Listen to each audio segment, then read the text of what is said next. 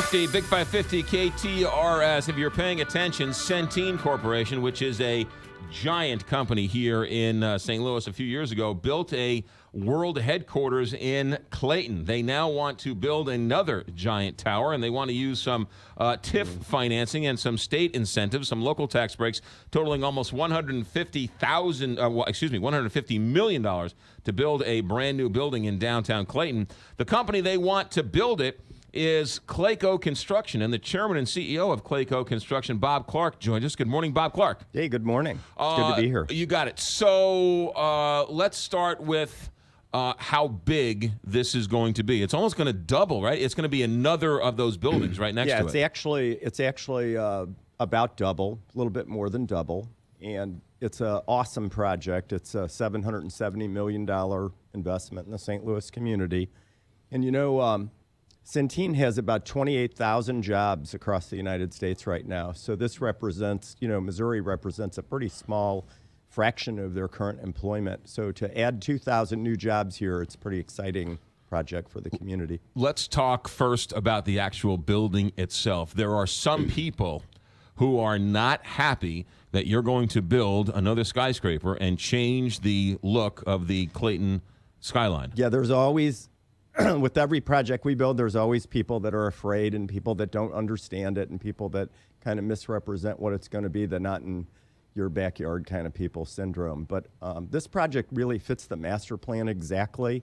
It's a project, I think, that fits very well in the fabric of the area. It's in the central business district. And so while there's a few people that are opposed to the project, I think the vast majority of the community, particularly Clayton residents, will benefit from the project in an extraordinary way. The Crescent, people who live in the Crescent, that sort of development right there by the Ritz-Carlton, they have been the most outspoken and the most critical of this sort of ruining their quality of life. Yeah, and that's kind of disappointing. You know, they built their building because they wanted to live in a city. They built their project in the central business district in an area that is destined for, unlimited height restriction type buildings and that sort of thing. And our project, as I said before, meets the fabric of the community exactly. And I think it's sad because, I've had over a dozen meetings with the people at the Crescent. Altogether, I've had over 20 meetings with neighbors over the last 5 or 6 months to address concerns, to listen to them, to hear what they had to say. And they consistently said that they were for the development, but they wanted it to be done right. But the truth is that they have worked really hard to stop the project. That's, they lawyered up and it's been a disappointing kind of response. Every time we did things to help satisfy their concerns, they moved the needle. So I really think where we're at right now is a good spot for them. We've moved the tower considerably to the north, and we've lowered our size of our parking structures, and we've done a lot of things to, I think, make the project better for all the neighbors. Bob Clark, Chairman CEO of Clayco Construction.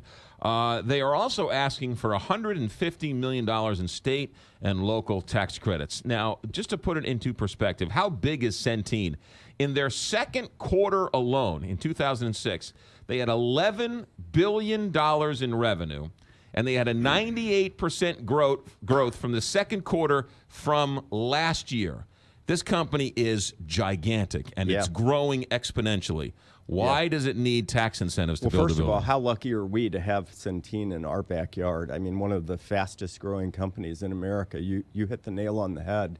Incentives are kind of a funny thing to get your head around. First of all, the numbers you're using are, I think, kind of inaccurate. But what's really important about the way the state and the cities here implement the incentive programs is that we don't get a check. We actually get a small increment, a small discount on the overall taxes that we pay.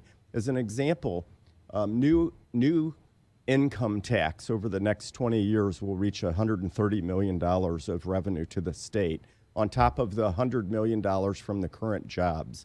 And the city of Clayton would get $1.3 million of new tax revenue on day one, and the schools would get $2.8 million of new tax revenue on day one, compared to us getting a fairly small discount on those dollars. So we don't ever get a check. We get a small discount on new tax revenue that we produce for the community. Where are my numbers wrong?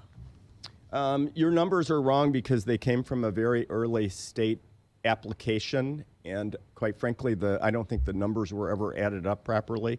But the true number is that over a 20-year period of time, the company gets about $78 million of discount compared to $120 million of new money to Clayton and the school districts, and a $35 million discount on almost $200 million of income tax to the state. And that's how the numbers really work. So it's really approximately a $100 million investment in the business. Right, but if my tax bill is less over the next 20 years, I'm saving that money as opposed to not. So I'll go with your numbers. $78 million in money back to this company. Why does this company need a tax incentive to build this building? Well, first of all, the incentives are set up to be a more pro-business community. What we're trying to do is create economic incentive for companies to do business in St. Louis. You know, we've had a rash of businesses over the last 25 years either leave St. Louis or get bought by other companies. Those charitable dollars have gone away. Those tax dollars have gone away. And so the state has created tools to create an incentive to make up the gap for new construction and projects. So, in other words, if you build a brand new project today in Clayton and you build in all the cost, and then you compare what your actual rent is compared to what the market rent is, there's a gap. That's first and foremost. So you can't really be competitive with the status quo. So, you know, Centene has shareholders. They have a responsibility to be responsible with their dollars and with their investment. But I think the other thing, and I just want to make this one other point, is that there's a true public benefit to the community.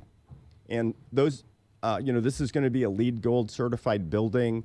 We're building plazas. We're building an enormous amount of new infrastructure, all the way from Hanley to Forest Park, all the sidewalks, all the utilities, all the kind of broken down sewers that you see along there, the weeds in the sidewalks.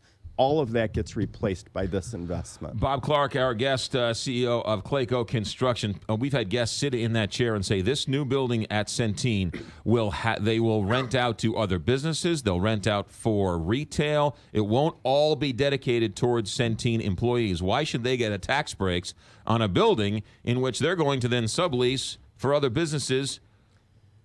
Well, first of all, I think Michael Neidorff has proved that he's an extraordinary business person, and I think that for somebody to sit here in the chair and criticize our business plan without the full background and the knowledge is kind of nonsensical, honestly.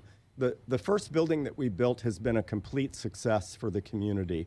The strategy was 50% Centene and 50% other tenants to support the right sizing of the building. You know, you want to build the highest and best use building for the site. We think we've done that in our master plan.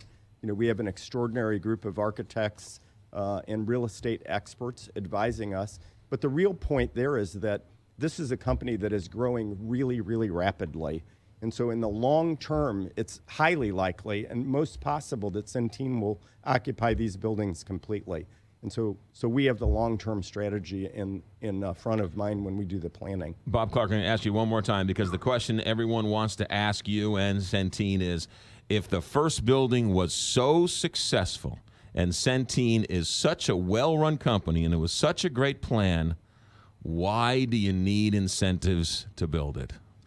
So I just said that the answer is that there's a gap between what the market rent is and what we would have to produce if we built a brand new building in this market. And the company owes it to their shareholders to be responsible and to get to market rent.